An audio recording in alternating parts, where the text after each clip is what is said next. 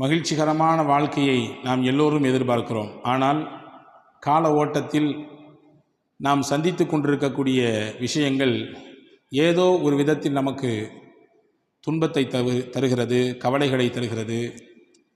அது நம்முடைய குடும்பம், அல்லது நாம் செய்யக்கூடிய தொழில், அல்லது நம்மிடத்தில் இருக்கக்கூடிய தொடர்பு, அல்லது நாம் இழந்த ஏதேனும் ஒரு இழப்பு. அந்த கவலை, துன்பம், வருத்தம், சிலருக்கு பிள்ளைகள் இல்லையே என்று, சிலருக்கு பிள்ளைகளை கொண்டு, சிலருக்கு சிறந்த தொழில் அமையவில்லையே என்று, சிலருக்கு அமைந்த தொழிலை கொண்டு, இப்படி ஒவ்வொருவருக்கும் ஒவ்வொரு விதமாக கவலைகளினுடைய ரூபம் மாறுபடுகிறது. யாரும் கவலையற்றவர்கள் இல்லை, யாரும் நெருக்கடிகளற்றவர்கள் இல்லை. ஏதோ ஒரு சில நெருக்கடிகள் மனிதனை போட்டு நெருக்குகிறது. சில நேரங்களில் அதில் நாம் துவண்டுதான் போகிறோம். ஆனால் உள்ளபடியே ஒரு மூமின் எப்படி இருக்க வேண்டும் என்பதற்கு அருமை நாயகம் ஸல்லல்லாஹு அலைஹி வஸல்லம் அன்னவர்களும் சரி, அல் குர்ஆனும் சரி அழகாக நமக்கு வழிகாட்டுகிறது. எந்த காலகட்டத்திலும் நீங்கள் மனம் தளர்ந்து விடக்கூடாது. நமக்கு வரக்கூடிய பிரச்சனைகள் அல்லது நாம் சந்திக்கக்கூடிய இன்னல்கள், சிரமங்கள், அதை வைத்து நாம் மனதால் புழுங்கி அதை நினைத்தே உருகிவிடக்கூடாது. குர்ஆன் நம்மை ஆசுவாசப்படுத்துகிறது. அல்லாஹ்வின் பேரருளை விட்டு நீங்கள் நிராசையாகி விடாதீர்கள். உலகத்தில் சில விஷயங்களை நீங்கள் விரும்புவீர்கள், ஆனால் உங்களுக்கு அது கிடைக்காமல் போகலாம். உலகத்தில் சில விஷயங்கள் வேண்டாம் என்று நீங்கள் வெறுப்பீர்கள், ஆனால் அதுதான் உங்களுக்கு கிடைக்கும்.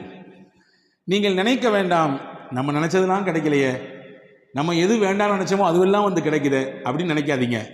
அல்லாஹ் நம்முடைய நெற்றி பொட்டில் அடித்தால் போன்று சொல்கிறான், வல்லாஹு யஅலம் வ அன்தும் லா தஅலமூன். அல்லாஹ்வுக்கு தெரியும், படைத்தவன் அவன், உங்களுக்கு தெரியாது என்கிறான். எனவே நீங்கள் விரும்புவது உங்களுக்கு கேடாக விரையும், நீங்கள் வெறுப்பது உங்களுக்கு நன்மையாக கிடைக்கும். எனவே அல்லாஹ்வுக்கு தெரியும், உங்களுக்கு தெரியாது என்று அல்லாஹ் இந்த ஒற்றை வார்த்தையில் தன்னுடைய அற்புதமான வரிகளை முடித்துக் கொள்கிறான். நபிகள் பெருமானார் ஸல்லல்லாஹு அலைஹி வஸல்லம் வாழ்க்கையிலே இதற்கு எக்கச்சக்கமான உதாரணங்களை நம்மால் பார்க்க முடிகிறது. அன்பு பெருமக்களே, ஹஜ்ரத் சையதுனா தாவூத் அலைஹிஸ்ஸலாம் காலத்தில் நடந்த ஒரு நிகழ்ச்சியை நான் உங்களுக்கு தெரியப்படுத்துகிறேன். தாவூத் அலைஹிஸ்ஸலாம் இடத்திலே ஒரு பெண்மணி வந்தார்கள். வந்த பெண்மணி சொன்னாங்க, ரப்புக வாலிமுன் அம் ஆதிலுன். நபி தாவூத் அவர்களே, நீங்கள் இறைவனின் தூதர், உங்களுடைய ரப்பு அநியாயக்காரனா அல்லது நீதவானா? கேட்குற கேள்வி வித்தியாசமாக இருக்குல்ல. உங்களுடைய ரப்பு அநியாயக்காரனா இல்லது நீதம் செலுத்தக்கூடியவனா? என்னமா கேட்குற கேள்வி? நிச்சயமாக படைத்தவன் நீதத்திற்குரியவனாகத்தான் இருப்பான். எப்படி அவன் அநியாயக்காரனாக மாறுவான்? உன் கதை என்ன? ஏன் இப்படி உன்னை இந்த கேள்வியை கேட்க வைத்தது, என்ன விஷயம்னு கேட்டாங்க. அந்த பெண்மணி சொன்னார்கள், நான் ஒரு கணவனை இழந்த பெண். என்னுடைய கணவன் வஃபாத் ஆகிவிட்டார், இறந்து விட்டார். நான் ஒரு விதவை பெண். மட்டுமல்ல, யத்தீமான 3 பெண் பிள்ளைகளுக்கு தாய். நான் 3 பெண் பிள்ளைகள் நான் தான் பராமரிச்சுட்டு இருக்கிறேன். ஏதோ நான் செய்யக்கூடிய உழைப்பு, அதில் கிடைக்கக்கூடிய சொற்ப ஊதியம், அதை வைத்து எங்களுடைய கால்வயிறு அறவயிறு கஞ்சி குடித்து ஏதோ வாழ்க்கை ஓடிக்கொண்டிருக்கிறது. நான் செய்கிற வேலை என்னன்னா, நூலை எல்லாம் திரித்து, ஒரு நம்ம ஊர்களில் பழைய காலங்களில் கிராமங்களில் பார்க்க முடியும், தறி நெய்ப்பாங்க, அதுக்கு முன்னாடி நூல் திரிப்பாங்க. அந்த நூல் திரிப்பதற்கென்று ஒரு பெரிய கம்பி வச்சுருப்பாங்க.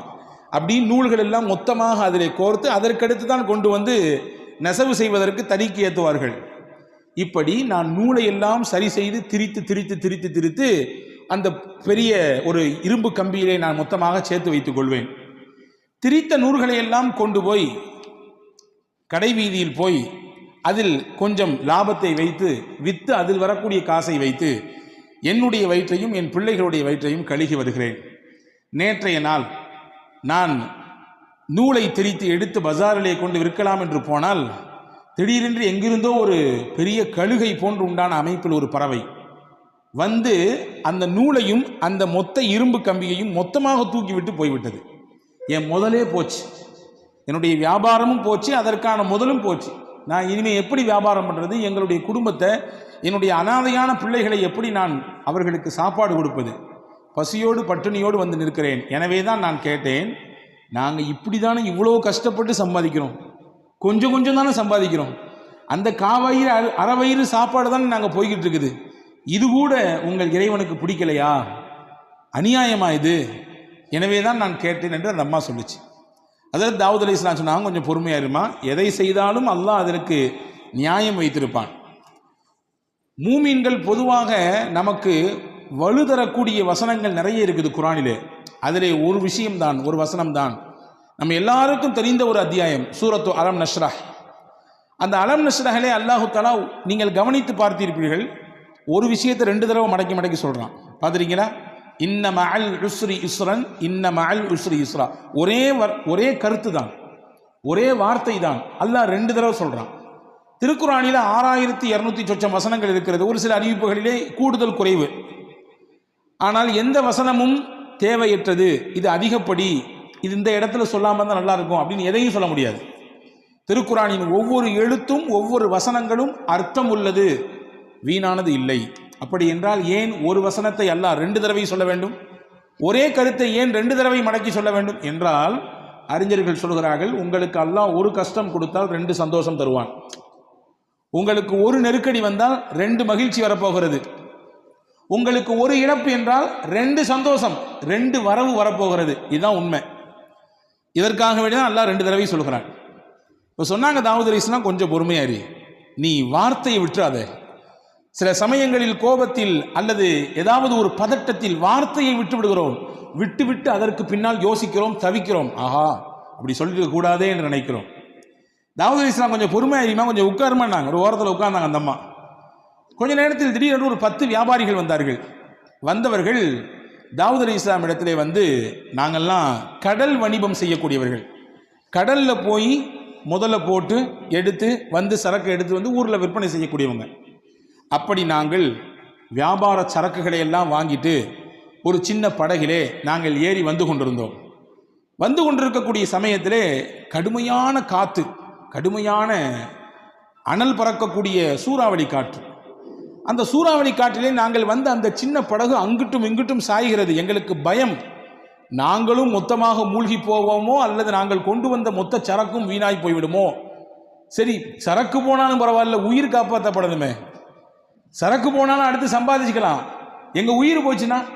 உடனே நாங்கள் 10 பேரும் சேர்ந்து அல்லாஹ்விடத்திலே ஒரு நியத் செய்தோம். நதிர் என்று சொல்வார்கள் அரபியிலே. இதற்கு தமிழிலே புரிவதாக சொன்னால் நேரிச்சை. அல்லாஹ்விற்காகவே நாங்கள் நேரிச்சை செய்தோம். என்ன நேரிச்சை செய்தோம்? இறைவா, இந்த கஷ்டத்திலிருந்து எங்களை நீ காப்பாற்றி விட்டால், இந்த சிரமத்திலிருந்து எங்களை நீ மீட்டெடுத்து கொண்டு வந்து கரை சேர்த்தால், எங்களிலே தலைக்கு ஒருவர் 100 தங்க காசு, தலைக்கு 100 தங்க காசு என்ற வீதத்திலே 1000 தங்க காசுகளை உன்னுடைய பாதையிலே நாங்கள் சதகா செய்வோம் என்று நியத் செய்தோம். நியத் செய்தது அல்லாஹ்விடத்திலே துவா செய்தோம். ஒன்றை நீங்கள் ஆழமாக எப்பொழுதுமே உள்வாங்கிக் கொள்ள வேண்டும். நம் மனதிலே எப்பொழுதும் இந்த வார்த்தை இருக்க வேண்டும். நாம் கேட்கிற எந்த துவாவும் வீணாகாது. வாழ்க்கையில் எந்த துவாவும் வீணாகாது. கிடைப்பதற்கு முன்பின் ஆகலாம். கிடைப்பதற்கு இந்த மாதம் கேட்டது அடுத்த மாதம், அல்லது இன்னும் 4 மாதம் கழிச்சு, அல்லது 1 வருஷம், அல்லது 4 வருஷம் கிடைக்கும். வீணாகாது, துவா வீணாகாது. நிச்சயமாக அல்லாஹ் அந்த துவாவிற்கு பதில் தருவான். ஏதோ ஒரு ரூபத்தில் தருவான். ஒன்று கேட்டதை கொடுப்பான், இல்லை என்றால் அந்த துவாவின் மூலமாக நமக்கு வர இருக்கிற ஆபத்தை பாதுகாப்பான். சொல்லி கேட்டிருக்கமா இல்லையா? நிமிஷத்தில் என் தலையே போயிருக்கும். நிமிஷத்தில் அந்த ஆக்சிடென்ட்ல நான் விழுந்திருப்பேன். 1 செகண்ட் தான், எப்படியோ தப்பிச்சேன். அது யாரோ செய்த துவா அல்லது நாம் வாழ்க்கையிலே முன்னால் செய்த துவா. துவா வீணாகாது. இந்த 10 பேரும் துவா செய்கிறார்கள், யா அல்லாஹ் எங்களை காப்பாற்றி விட்டால் நிச்சயமாக நாங்கள் தலைக்கு 100 திர்ஹம், 100 தங்க காசு என்ற வீதத்திலே 1000 தங்க காசுகளை உன்னுடைய பாதையிலே நாங்கள் சதகா செய்வோம். நீயத் செஞ்சிட்டா, நேர்ச்சை செஞ்சிட்டா செஞ்சிடணும், அதிலே மாற்றம் இல்லை. கிடைச்ச பின்னாடி கொஞ்சம் கம்மியாக கொடுக்கறது அல்லது கொஞ்சம் தாமதிக்கிறது அல்லது அது தவணையில் போடுறது, இதுவெல்லாம் தப்பு. நேர்ச்சை என்று செய்துவிட்டால் உடனடியாக அதை நிறைவேற்றிவிட வேண்டும். இது மார்க்கம் சொல்லக்கூடிய ஒரு சட்டம். இப்படி துவா செய்துவிட்டு கொஞ்ச நேரத்தில் பார்த்தோம், எங்கிருந்தோ ஒரு பெரிய பறவை வந்தது. அந்த பறவையினுடைய அழகிலே ஒரு பெரிய இரும்பு கம்பி வைத்திருந்தது. அந்த கம்பி நிறைய நூட்கள் சுற்றப்பட்டிருந்தது. கரெக்டாக நாங்கள் இருந்த அந்த கப்பலில், அந்த சின்ன படகிலே கொண்டு அது போட்டுவிட்டு போயிடுச்சு. எங்களுக்கு கிடைச்சது பெரிய பாக்கியமாக இருந்துச்சு. ஏன்னா நாங்கள் பயணித்தது ஒரு சின்ன படகு. அந்த படகிலே நங்கூரம் கூட இடுவதற்கு எங்களிடத்தில் எதுவும் இல்லை.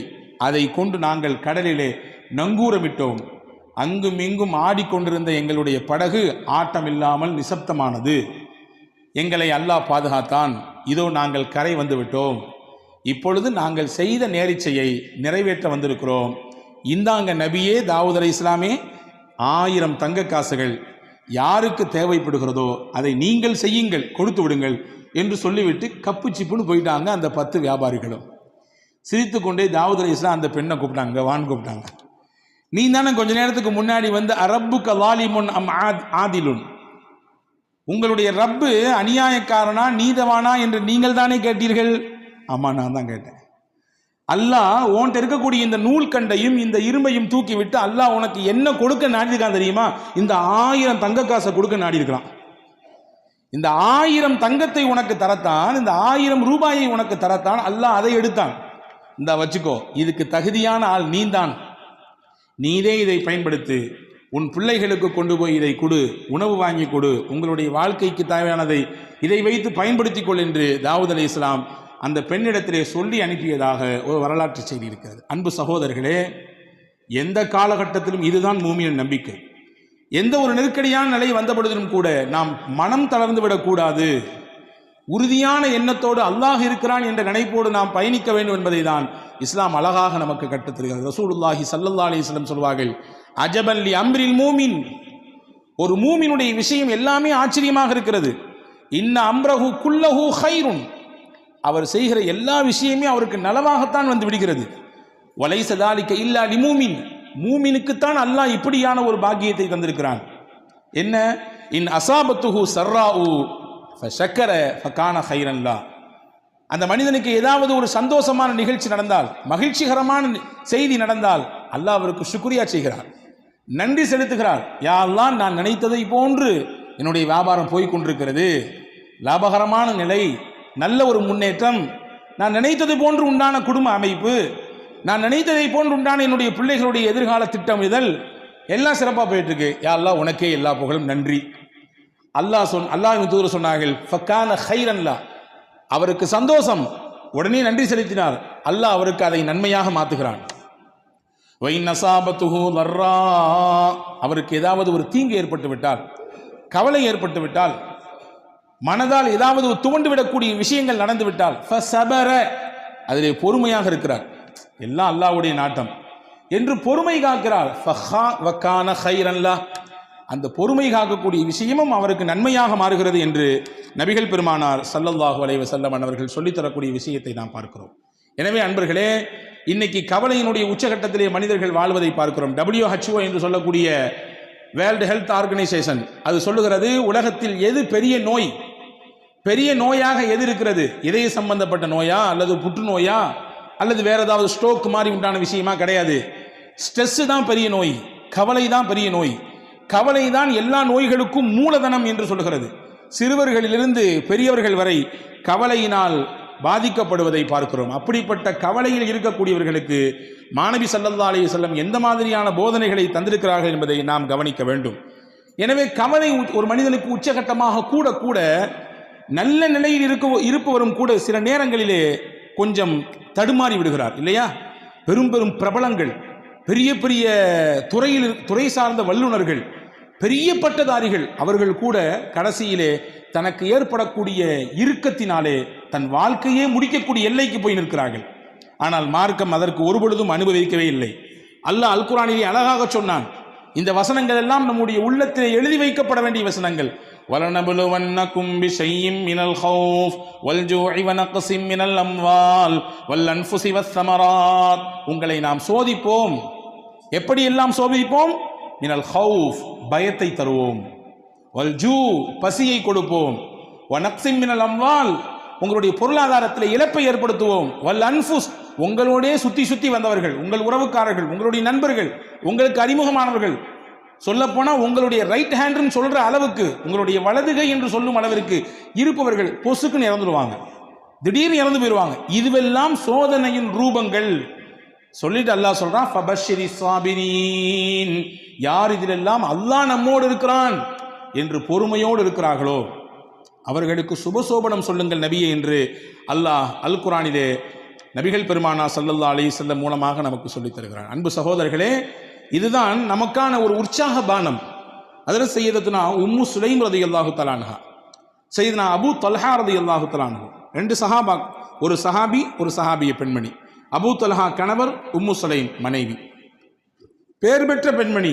இவரும் சாதாரணப்பட்ட சஹாபி அல்ல, வரலாற்று சிறப்புக்க புகழ்பெற்ற சஹாபி இவர். 2 பேருமே நல்ல ஒரு முன்மாதிரியான தம்பதிகள். இவர்களுக்கு அல்லாஹ் ஒரு குழந்தையை கொடுத்தான். குழந்தை பிறந்து வளர்ந்து கொண்டிருக்கிறது. அபூ தல்ஹா வெளிநாடுகளுக்கு வியாபாரம் செல்லக்கூடியவர். அப்படி ஒரு நாள் வியாபாரத்துக்கு வெளிநாட்டுக்கு போனார். போயிருக்கக்கூடிய அந்த கேப்பில் பிறந்த குழந்தை வளர்ந்துட்டு இருக்கக்கூடிய காலகட்டத்தில் திடீர்னு அந்த பிள்ளைக்கு ஏதோ ஒன்று செஞ்சுது. அந்த குழந்தை இறந்து போச்சு. வியாபாரம்லாம் முடிச்சுட்டு திரும்பி ஊருக்கு வர்றாரு. ஊருக்கு வந்த உடனே தன்னுடைய மனைவி இடத்திலே வர்றாரு. கணவன் நீண்ட நாள் கழித்து வந்திருக்கிறார், வியாபாரம் முடித்து வந்திருக்கிறார். எடுத்த உடனே அவர்கிட்ட சோக செய்தியை சொல்லி அவருடைய அந்த மைண்டை அப்செட் பண்ண வேண்டாம் என்று நினைத்த உம்மு சுலைம் ரலியல்லாஹு தஆலா அன்ஹா கணவனுக்கு சிறப்பான முறையிலே உணவு ஏற்பாடு செய்து விருந்தோம்பல் செய்தார். செய்து முடித்துவிட்டு அன்றைய பொழுது தன்னை முழுவதுமாக சிறப்பாக அலங்கரித்து கொண்டு அன்றைய தினம் தன்னுடைய கணவனோடு இல்லறத்திலே இணைந்தார். இணைந்ததற்கு பிறகு ஒரு அழகான ஒரு கேள்வியை எடுத்து வைக்கிறார் மனைவி உம்மு சுலைம் ரலியல்லாஹு தஆலா அன்ஹா. உங்கள்கிட்ட யாராவது ஒருத்தர் அமானீதத்தை கொண்டு வந்து கொடுத்து கொஞ்ச நாளைக்கு பின்னாடி என் பொருளை தாங்க திருப்பி அப்படின்னு கேட்டால் நீங்களே வச்சுக்குவீங்களா? கேட்டவர் கேட்ட ஒன்று எடுத்து கொடுத்துருவீங்களா? என்னம்மா இது கேள்வி? அமானீதம் சொல்லி கொடுத்துட்டா உரியவங்க வந்து கேட்டால் கொடுக்க தானே செய்யணும். கொடுக்க மாட்டான், இது என்னோடது, நீங்கள் உங்களை யாருன்னு எனக்கு தெரியாது என்று சொன்னால் இது மோசடி அல்லவா? இது அநியாயம் இல்லையா? அக்கிரமம் இல்லையா? இதானே சரி? ஆமாம், இதான் சரி. உம்மு சுலைம் ரலியல்லாஹு தஆலா அன்ஹா தன்னுடைய கணவரிடத்திலே சொன்னார்கள், அல்லாஹ் நமக்கு அமானிதமாக பிள்ளையை தந்தான், கொடுத்தவனே எடுத்துக்கொண்டான். கொடுத்தவனே எடுத்துக்கொண்டான். நம்முடைய சக்தி எங்கே இருக்கிறது? அல்லாஹ்வின் சக்தியாச்சே. எனவே இன்னைக்கு எந்த குறையும் இல்லை, எல்லாம் பெர்ஃபெக்ட், 100%. கணவனுக்கும் எந்த பிரச்சனையும் இல்லை, மனைவிக்கும் எந்த பிரச்சனையும் இல்லை. குழந்தை ஏன் இல்லை? அல்லாஹ் நாடவில்லை, அவ்வளவுதான். இதுதான் உண்மை. எனவே நாம் புரியக்கூடாது நம் சக்தியின் மூலமாகத்தான் பிள்ளை, நம்முடைய ஆற்றல், நமக்கு இருக்கிறது ஆண்மை. இல்லை இல்லை இல்லை, கிடையவே கிடையாது. ஹஜ்ரத் உம்மு சுலைம் சொன்னாங்க, கொடுத்தவன் அல்லாஹ், அவனே எடுத்துக்கிட்டான் திருப்பி. அபூ தல்ஹா ஆடி போய் விட்டார். மறுநாள் காலில் போய் அழுதுகிட்டே கண் கலங்கிட்டே ரசூலுல்லாஹ்ட்ட போனார். யா ரசூலல்லாஹ், செய்தியை கேட்டீங்களா? வெளியூருக்கு போயிட்டு வர்றதுக்குள்ள பிள்ளை இறந்து போச்சு. அது மட்டும் இல்லை, இந்த செய்தியை என் அந்த அம்மா எப்போ சொன்னாங்க தெரியுமா? எவ்வளோ தாமதித்து சொன்னாங்க தெரியுங்களா? எனக்கு வருத்தம் தானே இது என்று ஹஜ்ரத் அபூ தல்ஹா ரலியல்லாஹு அன்ஹு ரசூலுல்லாஹ்விடத்திலே சொன்ன பொழுது ரசூலுல்லாஹ் அழகாக ஒரு துவா செய்தார்கள். பாருங்கள், நபியினுடைய துவாவுக்குரிய சக்தியை பாருங்கள். அல்லாஹ் நமக்கு எடுத்த விஷயத்திலே நாம் கொஞ்சம் பொறுமையாக இருந்தால் தரக்கூடிய பிரதிபலன் நம்மை ஆச்சரியப்படுத்தும், நம்மை அப்படி மெய்சிலிர்க்க வைக்கும். ரசூலுல்லாஹ் அழகா ஒரு துவா செஞ்சார். பாரக்கல்லாஹு ஃபீ காபிரி லைலத்திகுமா, அல்லாஹ் நீங்கள் நேற்று இரவிலே இணைந்தீர்களே, அந்த இணைப்பிலே அல்லாஹ் பரக்கத் செய்வானாக. நீங்கள் இரவு நேற்று நீங்கள் கணவன் மனைவி இணைந்தீர்கள், அந்த இணைப்பில் அல்லாஹ் பரக்கத் செய்வானாக. அல்லாஹ் பரக்கத் செய்தான். அழகான ஒரு குழந்தை பிறந்தது. அந்த குழந்தைக்கு ஹஜ்ரத் ரசூலுல்லாஹ் தான் பேர் வச்சாங்க, அப்துல்லான்னு. வரலாற்று எழுதுகிறார்கள், அந்த அப்துல்லாவுக்கு பிறந்த எல்லா பிள்ளைகளுமே சீதேவியாக வாழ்ந்தாங்க. பெரிய கல்வியாளராக, குரானிலே மிகப்பெரிய தேர்ச்சி பெற்றவர்களாக, ஞானவான்களாக, மிகப்பெரிய செல்வாக்கு மிக்கவர்களாக அவர்கள் வாழ்ந்தார்கள் என்பதாக வரலாற்று குறிப்புகள் இருக்கிறது. அப்போ அல்லாஹ் ஒரு விஷயத்தை எடுக்கிறான்னா நம்ம கலங்கக்கூடாது, நம்பிக்கை இழந்துடக்கூடாதுங்கிறத ரப்புல் ஆலமீன் அல்லாஹு தாலா எவ்வளவு அழகாக நமக்கு எடுத்து வைக்கிறான்.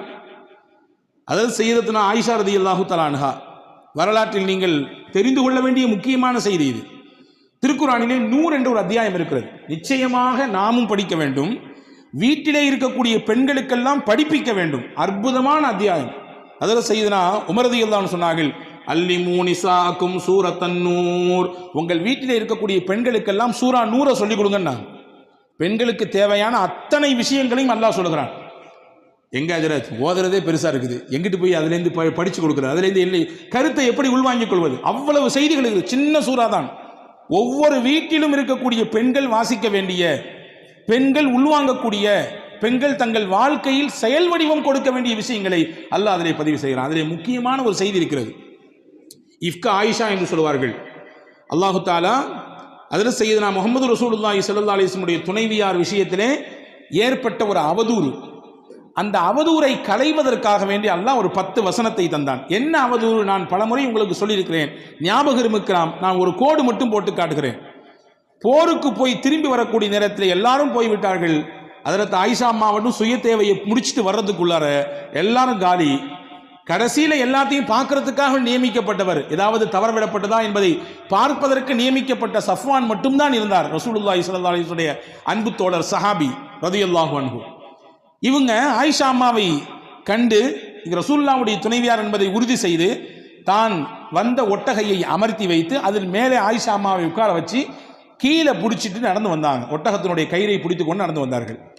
மதீனாவுக்குள்ள என்ட்ரி ஆகும்போது முனாஃபிக்கின்கள்லாம் லட்டு சாப்பிட்ற மாதிரி இருந்துச்சு. இந்த நிகழ்ச்சி அல்வா சாப்பிட்ற மாதிரி. என்ன, எல்லாரும் போயாச்சு, முகமது ரசூலுல்லாஹ்வுடைய துணைவியார் மேலே உட்கார்ந்துருக்காங்க, கீழே வர்றது ஒரு அந்நிய ஆண் சஃப்வான். இதை அப்படி முடிச்சு போட்டு, பொதுவாகவே தானே இயல்பு தானே, நல்ல விஷயம் ஸ்லோவாக போகும், அதே கெட்ட விஷயம் அப்படி தாறுமாறா பரவும் இல்லையா, தீயா பரவும். இப்படி தீயாக பரவியது மதீனா முழுக்க. நாயகத்தின் துணைவியார் அன்னை ஆயிஷாவையும் ஹஜ்ரத் சய்யிதுனா சஃப்வான் ரலியல்லாஹுவையும் இணைத்து தப்பு தப்பாக பேச்சு. அல்லாஹ் இந்த நிகழ்ச்சி நீண்ட பட்டியல். அல்லாஹ் இதில் யாரெல்லாம் பங்கெடுத்தார்களோ அவர்களுக்கெல்லாம் உலகத்திலும் சோதனையை கொடுத்தான், ஆகிரத்திலும் நிச்சயமாக அதற்கான வேதனை உண்டு என்று குர்ஆனிலே சொன்னான். இந்த நிகழ்ச்சிக்கு அல்லாஹ் பாடம் சொன்னான். இது இல்ல, ஆயிஷா அம்மா மீது எந்த குற்றமும் கிடையாது, அவங்க பத்தினி, 10.5 மாத்து தங்கம், அவர்கள் ஒரு தூசு கூட அவர்கள் மீது படவில்லை, அவ்வளவு தூய்மையானவங்க. ஏன்னா தூய்மையானவர்களாக இருப்பதினாலே தான் நாயகத்திற்கு அல்லாஹ் துணைவியாக தேர்வு செய்தான், நாயகத்திற்கு மனைவியாக அல்லாஹ் தேர்வு செய்தான். அல்லாஹ்வால் தேர்வு செய்யப்பட்ட முடிவு அது. எனவே அவர்கள் 100% தூய்மையானவர்கள் அப்படிங்கிறத அல்லாஹ் குர்ஆனிலே 10 வசனங்களை கொடுத்து சொன்னான். இதுல என்ன செய்தினா, இந்த வசனங்களை துவங்கும் போது அல்லாஹ் துவங்குறான் பாருங்க. இன்னல்லதீன ஜாஊ பில் இஃப்கி உஸ்பத்தும் மின்கும் லா தஹ்ஸபூஹு ஷர்ரல் லக்கும் பல் ஹுவ கைருல் லக்கும். நபியே, அவதூறாக உங்கள் துணைவியாரின் மீது இட்டுக்கட்டி தேவையில்லாத பழிகளை சுமத்தி கொண்டு சில மக்கள் இந்த தெருவிலே ஊரிலே நடமாடி கொண்டிருக்கிறார்கள். லா தஹ்ஸபூஹு ஷர்ரல் லக்கும், இதை தீங்கு கெடுதி என்று நீங்க நினைக்காதீங்க. பல் ஹுவ கைருல் லக்கும், இது நன்மைன்றான், இது நல்லதுன்றான். எப்படிங்க நன்மை? ரசூலுல்லாஹ்வுடைய குடும்பத்தின் மீது இப்படி பழி சுமத்திட்டாங்க, பொறுக்குமா? நமக்கு தாங்குமா? தாங்காது. அல்லாஹ் சொல்றான் நன்மைன்னு. எப்படி நன்மை தெரியுமா? நாயகம் இருக்கும் காலத்திலேயே இந்த நிகழ்ச்சி நடந்தது. எனவே அல்லாஹ் அருள் வசனங்கள் இறக்கி உண்மைப்படுத்திட்டான், தூய்மைப்படுத்திட்டான். எந்த பிரச்சனையும் கிடையாது, 100% ரொம்ப தூய்மையானவர்கள் இப்படிங்கிறத அல்லாஹ் குர்ஆனின் மூலமாக நிரூபித்தான். இந்த குர்ஆன் நபியின் காலத்திலே இறங்கியது அந்த வசனம். இன்னைக்கு நம்ம பேசுறோம், நாளைக்கு பேசுவாங்க, 10 வருஷம் கழிச்சு பேசுவாங்க, 100 வருஷம் கழிச்சு பேசுவாங்க. உலக அழிவு நாள் வரை நாயகத்தினுடைய துணைவியார் தூய்மையானவர்கள் என்றதை பேசிக்கொண்டே இருப்பார்கள். வச்சுக்கங்களேன், ஒரு சின்ன கற்பனை. இதே நிகழ்ச்சி நாயகத்தின் வஃபாத்துக்கு பின்னால் நடந்திருந்தால், நாயகத்தினுடைய ஹயாத்துக்கு பின்னால் நடந்திருந்தால், அது இல்லைங்கிறத ப்ரூஃப் பண்ணிடலாம், வேற விஷயம். ஆனா குர்ஆன் வந்திருக்குதாவே. குர்ஆனினுடைய வசனம் யாரோடு முடிந்து போனது? நாயகத்தோடு முடிந்து போனது. ரசூலுல்லாஹ்வுடைய ஹயாத்தோடு அவர்களுடைய முடிவு குர்ஆனும் கத்தம் ஆயிடுச்சு. வஹி வராது. வஹி வரக்கூடிய காலத்திலேயே இந்த ஒரு செய்தி நடந்து, இப்படிலாம் கிடையாது, 100% பியூர், உங்க வீட்டு துணைவியார்கள் எல்லாம் அவ்வளவு தூய்மையானவர்கள் அப்படிங்கிறத அல்லாஹு தாலா அருமையான முறையிலே இங்கே உலக மக்களுக்கு பறைசாட்டினான். எனவே இது நன்மைதான், தீமைன்னு நினைக்காதீங்கன்னு அல்லாஹ் சொன்னான். அன்பர்களே, நாம் பார்க்கக்கூடிய விதத்தில் தான் இருக்கிறது. நமக்கு வரக்கூடிய விஷயங்கள் எப்படியானது என்பதை நாம் பார்க்கிற விஷயத்தில் தான் இருக்கிறது. கொஞ்சம் நமக்கு ஏற்படக்கூடிய சிரமங்களில், கஷ்டங்களில் கொஞ்சம் பொறுமையாக இருந்தால் அல்லாஹ் அதற்கு மிகச்சிறந்த பகரத்தை தருவான். ஒரு நிகழ்ச்சியை சொல்லுகிறேன் பாருங்கள்.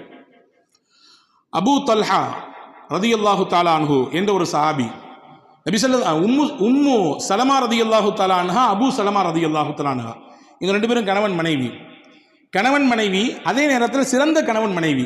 சிறந்த கணவன் மனைவி ஏன் சொல்றேன்னா, நாயகத்திரத்தில் என்னெல்லாம் கேட்டாங்களோ அதெல்லாம் ரசூலுல்லாஹ்ட்ட கேட்ட விஷயத்தை அப்படி மனைவிட்டு அப்படி ஒப்பிச்சிருவாங்க. நல்ல விஷயத்தை ஷேர் பண்ணிக்குவாங்க. இன்னைக்கு எதெல்லாமோ பேசுகிறோம், எங்கெங்க உள்ள விஷயத்தெல்லாம் பேசுகிறோம், குடும்ப விஷயத்தை எடுத்து பேசுகிறோம், மற்ற விஷயங்களை, நல்ல விஷயங்களை நாம் நம்முடைய துணைவியார்களோடு பகிர்ந்து கொள்கிறோமா, அதற்கு குடும்பத்தில் நேரம் வைத்திருக்கிறோமா என்றால் பல நபர்களுக்கு கேள்வியிலே இல்லை என்று தான் வருகிறது, இல்லையா? ஹஸரத் அபூ சலமா நபியிடத்தில் கேட்ட விஷயத்தெல்லாம் ஷேர் பண்ணுவாங்க. அப்படி ஒரு நாள் ஒரு விஷயம் சொன்னாங்க. ரசூலுல்லாஹ் இன்னைக்கு ஒரு செய்தி சொன்னாங்க. என்ன தெரியுமா சொன்னாங்க? யாருக்கு அல்லாஹ் ஒரு சோதனையை தந்து அந்த சோதனையிலே அவர் பொறுமையாக இருந்து இன்னா லில்லாஹி வ இன்னா இலைஹி ராஜிஊன், சோதனைனா இழப்பா இருக்கலாம், கஷ்டமா இருக்கலாம், நெருக்கடியா இருக்கலாம், எதா இருந்தாலும் இருக்கலாம், இன்னா லில்லாஹ் சொல்லிட்டு ஒரு துவா சொன்னார். என்ன துவா? அல்லாஹும்ம அஜிர்னி ஃபீ முஸீபதி வக்லிஃப்னி கைரம் மின்ஹா.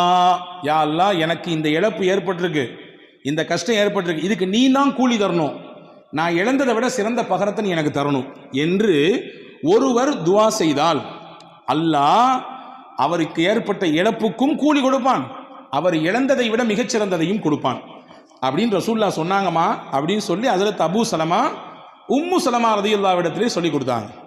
இது ஒரு செய்தி. கொஞ்ச நாள் கழிஞ்சது உஹது யுத்தத்துக்கு போனாங்க அபூ சலமா. அவருக்கு ஒரு சின்ன காயம் பட்டுச்சு, திரும்பி வந்தாங்க, அந்த காயமே பெருசாகி கடைசியில் அதுவே மூத்துகளை போய் விட்டுடுச்சு, இறந்துட்டாங்க. அப்படி ஒரு அந்யுன்யம். அவர்களின் வரலாற்றை நீங்கள் வாசித்தால் கண்ணீர் தொட்டு தான் பக்கங்களை திருப்ப வேண்டும். ஒரு குடும்பமே சேர்ந்து இந்த மார்க்கத்திற்காக தியாகம் செய்த ஒப்பற்ற குடும்பத்திற்கு சொந்தக்காரர்கள், கணவன் மனைவி சின்ன பிள்ளை, அவ்வளவு சிறப்பான ஒரு வரலாற்றுக்கு சொந்தக்கார பெண்மணி. கணவன் இறந்துட்டாங்க, தன்னந்தனியா மதீனா நிற்கிறாங்க, குடும்பம் கிடையாது, உறவு கிடையாது, யாரும் இல்லை. இப்போ அந்த அம்மாவுக்கு வரக்கூடிய சிந்தனை தான் கணவன் சொல்லி கொடுத்த அந்த ஹதீஸ் ஞாபகத்துக்கு வந்துச்சு. ஞாபகத்துக்கு வந்தவொடனே அந்த அம்மா அந்த ஹதீஸை அதை ஞாபகப்படுத்தி மறுபடியும் இன்னா லில்லாஹ் சொல்லிட்டு அல்லாஹும்ம அஜிர்னி ஃபீ முஸீபதி வக்லிஃப்னி கைரம் மின்ஹா இந்த துவா ஓதிட்டு சொன்னாங்க, ஐயு ரஜுலி கைரும் மின் அபீ சலமா. அபூ சலமா எனக்கு அப்படி ஒரு கணவர், அவரை மாதிரி உண்டா? அவர் இப்போ நான் இழந்துட்டேன், அவருக்கு நிகராக அல்லது அவரை விட சிறந்தவராக எப்படி யார் எனக்கு கணவராக வர முடியும் என்ற ஒரு ஆற்றாமையில் அந்த அம்மா வெளிப்படுத்தினாங்க. அந்த வார்த்தையை வரலாற்றில் எழுதுறாங்க. அந்த அம்மா சொல்லிட்டு சொன்னாங்களாம், என்றாலும் ரசூலுல்லாஹ் சொல்லியிருக்காங்க, அதில் 100 இல்லை 1000 லட்சம் அர்த்தம் இருக்கும், நான் அல்லாஹ்வுக்காண்டி பொறுமையாகிறேன். அப்படியே வரலாற்றின் பக்கங்களுக்குள்ளே போனால் கொஞ்ச நாளைக்கு பின்னாடி அதில் அபூபக்கர் ரலியல்லாஹு பொண்ணு கேட்டாங்க. அபூ சலமா உம்மு சலமாவை மாட்டேன்ட்டாங்க. உமர் ரலியல்லாஹு பொண்ணு கேட்டாங்க, மாட்டேன்ட்டாங்க. கொஞ்ச நாள் கழிச்சு ரசூலுல்லாஹ்வே வந்து பொண்ணு கேட்டாங்க, உங்களை நான் நிக்கா செய்ய ஆசைப்படுறேன், நிக்கா செஞ்சுக்கிட்டாங்க. அன்பு சகோதரர்களே, அந்த அம்மா சொன்ன அந்த வார்த்தைக்கு அல்லாஹ் நிச்சயமாக நம்மை கைவிட மாட்டான், சிறந்த பகரத்தை தருவான். இழப்பு தான், ஈடு செய்ய முடியாத இழப்பு தான், கஷ்டம்தான், பொறுத்து கொள்ள முடியாத கஷ்டம்தான், என்றாலும் ரசூலின் வார்த்தைக்கு நான் முக்கியத்துவம் கொடுக்கிறேன், நிச்சயமாக நான் பொறுமையாக இருக்கிறேன் என்று சொன்னதற்கு அல்லாஹ் கொடுத்த கூலி நபியவே கணவனாக அல்லாஹ் மாற்றி கொடுத்தார். இப்போ நபியை விட உலகத்திலே சிறந்தவர் உண்டா? அபூ சலமாவை விட மிஞ்சியவராச்சே பெருமானா ஸல்லல்லாஹு அலைஹி வஸல்லம். எனவே வாழ்க்கையில் தன்னம்பிக்கை ஒருபொழுதும் இழந்துவிடக்கூடாது. சிரமங்கள் கஷ்டங்கள் வருகிற சமயத்தில் எப்படி ஒரு மனிதன் அதை கையாள வேண்டும், எப்படி தன்னுடைய வாழ்க்கைக்கு அதை அடுத்த கட்டத்துக்கு நகர்த்தி செல்ல வேண்டும், மொத்தமாக மனதால் துவண்டு எதையெல்லாமோ கற்பனை பண்ணிட்டு இப்படிலாம் நடந்துருமா இப்படிலாம் நடந்துருமா என்று யோசித்து கடைசியில் இருக்கிற வாழ்க்கையை நாம் சூனியமாக்கி கொள்ளக்கூடாது என்பதை மார்க்கம் அழகாக சொல்லித் தருகிறது. ஒரு 10 வயது சிறுவன் நடந்த உண்மை சம்பவம். அந்த சிறுவனுக்கு உடலிலே ஒரு பாதிப்பு. தாய் அழைத்து கொண்டு போகிறார். மருத்துவரிடத்துல போய் எல்லாம் விசாரிச்சா கடைசியில் மருத்துவர் சொல்லியிருக்காங்க, புள்ள புற்றுநோயால் பாதிக்கப்பட்டிருக்காரு. அந்த அம்மாவால் தாங்க முடியல. எப்படி தாங்க முடியும்? 10 வயசு குழந்தைக்கு இப்படி ஒரு பிரச்சனைன்னா. பையன் வெளியே வந்தவனை கேட்டான், என்னம்மா எனக்கு பிரச்சனைன்னு. அம்மா சொல்லிச்சு, ஒன்றும் இல்லைடா தம்பி, உன் உடம்புல கொஞ்சம் பூச்சி இருக்காம்மா, வேற ஒன்றும் இல்லை அப்படின்னு சொல்லிச்சு. அந்த பையனுக்கு ஒரு இயற்கை பழக்கம் இருந்துச்சான், வீடியோ கேம் விளையாடுவான், எதையாவது ஷூட் பண்ணிக்கிட்டே இருப்பான். 6 மாதம் எந்த பிரச்சனையும் இல்லை. 6 மாதம் கழிச்சு மறுபடியும் ஹாஸ்பிட்டலுக்கு வர்றான். வந்த உடனே டாக்டருக்கு ஆச்சரியம், என்ன மிராக்கலா இருக்குது, ஆச்சரியமா இருக்கு, எந்த பிரச்சனையுமே இல்லை, எல்லாம் பியூரா இருக்கிறான் பையன், ஒரு புற்று கூடிய அந்த அடையாளமே தெரியலையே அப்படின்னு. அப்போ வெளியே வந்தோன்னு அம்மா கேட்டுச்சான், என்னடா தம்பி செஞ்ச நீ அப்படின்னு. நீ தான் சொன்னாலம்மா என் உடம்புல வந்து பூச்சி இருக்குன்னு. நான் வீடியோ கேம் விளாடும் போதெல்லாம் ஷூட்டிங் பண்ணுவேன், ஷூட்டிங் பண்ணும்போது நினச்சிக்குவேன், அந்த என் உடம்புல இருக்கக்கூடிய அந்த பூச்சியை நான் சுடுறேன், அந்த பூச்சியை நான் சுடுறேன் என்று ஒவ்வொன்றாக நினைத்து சுட்டேன் என்று அந்த பையன் சொன்ன பொழுது தாய் உணர்ந்ததாம், எவ்வளவு பெரிய ஒரு வார்த்தை, ஒரு நம்பிக்கை அவனுடைய உடம்பிலே மிகப்பெரிய மாற்றத்தை தந்திருக்கிறது என்று. எனவே அல்லாஹ் இருக்கிறான், எந்த கட்டம் வந்தாலும், எந்த சிரமங்கள் வந்தாலும், எவ்வளவு பெரிய நெருக்கடிகள் கவலைகள் வந்தாலும் அவன் இருக்கிறான் நம்மோடு என்ற எண்ணத்தோடு வாழ்க்கையில் நாம் பயணித்தால் எவ்வளவு பெரிய விஷயங்களையும் எதிர்கொள்ளக்கூடிய சக்தியையும் ஆற்றலையும் வல்ல அல்லாஹ் நமக்கு தருவான் என்பதை தான் மேலே கூறிய நிகழ்ச்சிகளும் நாயகத்தினுடைய வார்த்தைகளும் நமக்கு சொல்லித் தருகிறது.